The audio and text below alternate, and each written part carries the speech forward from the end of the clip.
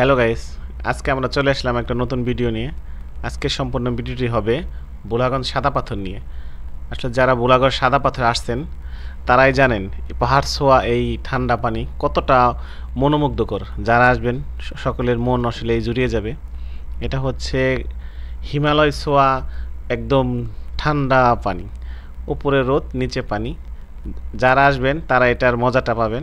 আসলে আর কথা না বাড়িয়ে আমাদের মূল ভিডিওতে চলে যাই। যারা যারা আমাদের ভিডিওটি দেখছেন অবশ্যই আমাদের চ্যানেলটি সাবস্ক্রাইব করবেন, পাশে থেকে বেল আইকন বাজিয়ে আমাদের নতুন নতুন ভিডিও তৈরি করার উৎসাহ তৈরি দিবেন। চলুন মূল ভিডিওতে চলে যাই। যারা বোলাগঞ্জ সাদা পাথরে আসছে সেই পরিবেশটা বুঝবেন না যে এতটা সুন্দর, কিন্তু প্রচন্ড গরম। নিচে বালু, উপরে আল্লাহ সূর্যের মেহেরবান। এত রোদের ভিতরে আসলে একমাত্র মেঘালয় ছোঁয়া যে ঠান্ডা পানিটা, ঝর্ণার পানিটা যখন আসে তখন একটু নিচে নামলে মনটা শান্তি হয়। দেখেন কতটা স্মুথলি ক্লিয়ার, একদম হাত আপনি যখন নিচে দেন একদম ক্লিয়ার দেখা যায়। আল্লাহর কত সুন্দর সৃষ্টি। স্রোত হচ্ছে, স্রোতের দিকে যে দেখাইতেছে। আসলে দিকে চলেন। আসলে আমি তো ভিজে যাবো, তুমি তো দেখাবো কত কষ্ট। হিউজ পরিমাণ স্রোত, হিউজ পরিমাণ স্রোত আসলে মেঘালয় ঝর্ণা থেকে আসতেছে।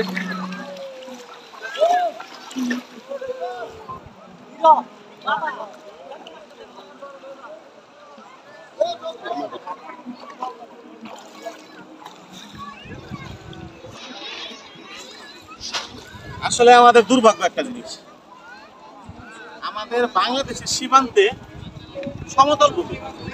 বাংলাদেশ সীমান্ত হচ্ছে সমতল ভূমি, ইন্ডিয়া দেখেন সমস্ত পাহাড়। আসলে এমন একটা কপাল নিয়ে আমরা জন্মাইছি, পাহাড় দিয়ে দিছে সব। নিজের এলাকার জিনিস, নিজের দেশের জিনিস দিয়ে দিছি ইন্ডিয়ারে, নিজেরা থাকতে পারতাছি না। কতটা কষ্ট।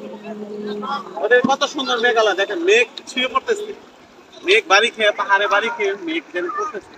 আর আমাদের কি কপাল, আমরা কিচ্ছু পাইতেছি।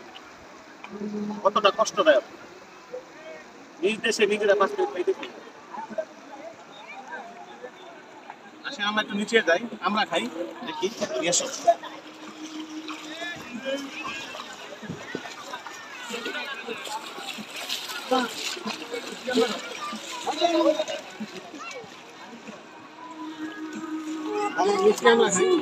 আনারস বানিয়ে দেন, যাবো না মরিচ দিয়া। আনারস দেন একটা মরিচ দিয়া, করা করে করা জানি হয় মরিচ আনারস। মরিচ দিয়ে দিন।